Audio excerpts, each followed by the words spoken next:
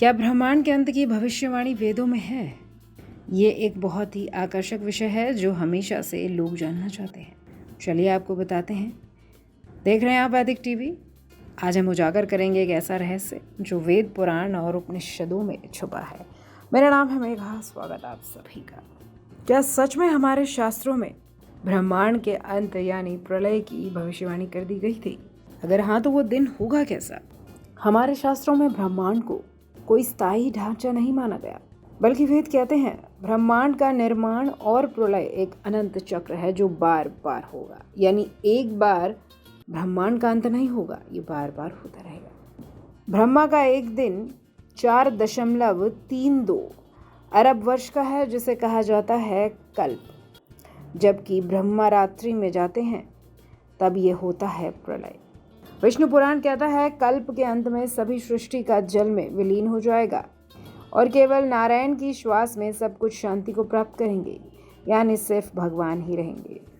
ऋग्वेद, अथर्ववेद और शिव पुराण में सृष्टि के अंत के 3 मुख्य प्रकार कहे गए हैं। पहला है नित्य प्रलय, हर रात्रि का अंत और हर देह का मरण। दूसरा है नैमित्तिक प्रलय, ब्रह्मा के दिन के अंत पर सृष्टि का विनाश। तीसरा है प्राकृत प्रलय, जब प्रकृति स्वयं नष्ट होती है। चौथा है आत्यंतिक प्रलय, जब आत्मा मोक्ष प्राप्त कर चक्र से मुक्त होती है। ऋग्वेद मंडल 10 सूक्त 129 कहता है तदा न रजः न व्योम परो यत न मृत्युरासित न अमृतम। अर्थात जब कुछ भी नहीं था, न मृत्यु, न अमृतत्व, न प्रकाश, न अंधकार, तब एक तत्व था जो सबका कारण था। क्या सच में? अब आप सोच के देखिए, क्या ये केवल दर्शन है या इसमें कोई विज्ञान भी है?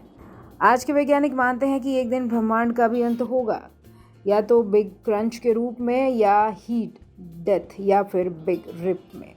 लेकिन आश्चर्य की बात है, वेदों में यह कल्पना हजारों साल पहले ही हो चुकी है, जब विज्ञान शब्द भी नहीं था। अथर्ववेद कहता है सब कुछ अग्नि में लीन होगा और अंत में समय स्वयं विलीन हो जाएगा। महाभारत और शिव पुराण में कहा गया है कि कलयुग के अंत में जब अधर्म अपनी चरम पे होगा, तब भगवान विष्णु कल की अवतार के रूप में आएंगे। शिव पुराण कहता है प्रलय के समय सूर्य 7 घोड़ों के साथ अपनी दिशा छोड़ देगा, चंद्रमा तमतमाने लगेगा, पृथ्वी फटेगी और फिर अग्नि, जल, वायु, आकाश सब आपस में मिलकर ब्रह्मांड का संहार करेंगे। लेकिन शास्त्र कहते हैं प्रलय विनाश नहीं, एक पुनर्जन्म है। जिस तरह रात के बाद सुबह आती है, उसी तरह प्रलय के बाद नई सृष्टि का निर्माण भी होता है। इसलिए प्रलय से डरना नहीं है, बल्कि ये समझना चाहिए कि सभी भौतिक वस्तुएं अस्थायी हैं। केवल आत्मा और ब्रह्म ही शाश्वत हैं, जो हमेशा रहेंगे। इस हिसाब से देखा जाए तो वेदों में ब्रह्मांड के अंत की भविष्यवाणी है, तो इसमें गहरा संदेश भी है कि हर अंत एक नए आरंभ की ओर इशारा करता है।